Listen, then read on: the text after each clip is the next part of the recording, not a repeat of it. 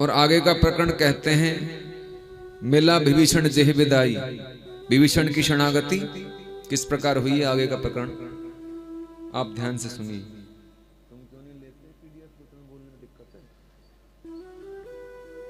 ओहाँ निशाचर रहे ही ससंगा, वहाँ निशाचर रहे ही ससंगा। जब ते जारे गए कपिलंका, जब ते जारे गए कपिलंका। निज निज ग्रह सब करहि विचारा, निज निज कह सब करहि विचारा। नहीं निश्चर कुल कीर उबारा, नहीं निश्चर कुल के उबारा। जास दूत बल बरने न जाई, जास दूत बल वरने न जाई। तेहि आए पुर कवन भलाई, तेहि आए पुर कवन भलाई। तेहि आए पुर कवन भलाई, तेहि आए पुर कवन भलाई।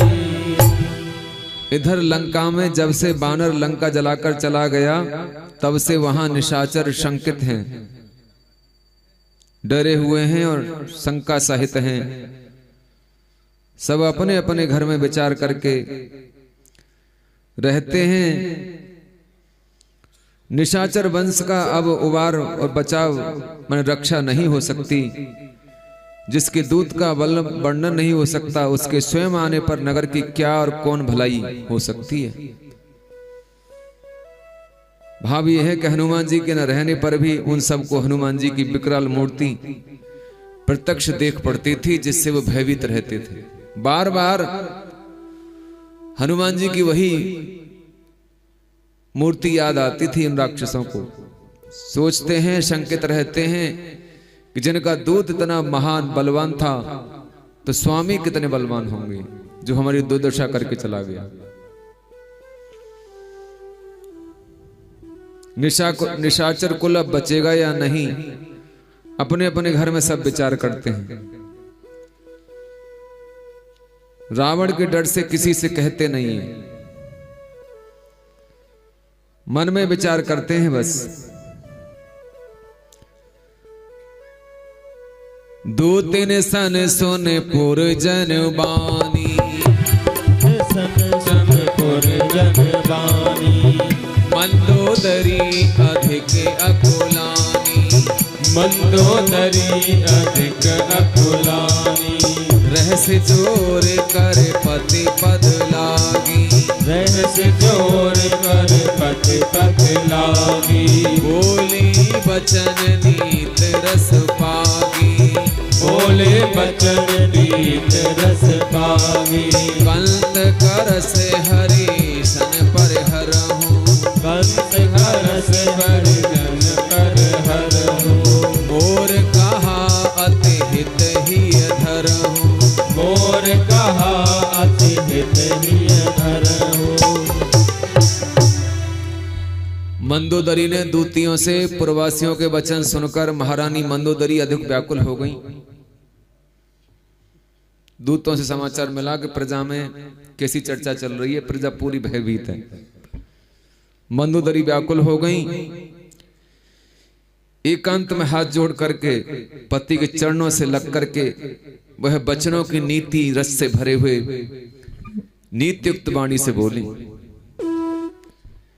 कहने लगे, हे कांत, हे पति, हे स्वामी, भगवान से बैर छोड़ो। मेरा कहना अत्यंत हितकर जानकर हृदय में धारण करो।